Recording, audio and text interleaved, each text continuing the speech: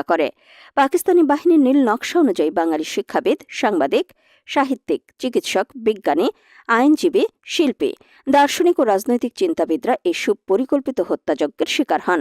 পাকিস্তানি বাহিনী তাদের পরাজয় আসন্ন জেনে বাঙালি জাতিকে মেধাশূন্য করার লক্ষ্যে বুদ্ধিজীবী নিধনের এ পরিকল্পনা করেছিল।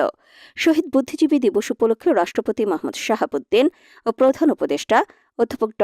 মোহাম্মদ ইউনূস এবং বিএনপির ভারপ্রাপ্ত চেয়ারম্যান তারেক রহমান পৃথক পৃথক বাণী দিয়েছেন। প্রধান উপদেষ্টা অধ্যাপক মোহাম্মদ ইউনূস শহীদ বুদ্ধিজীবীদের প্রতি গভীর শ্রদ্ধা নিবেদন করেছেন।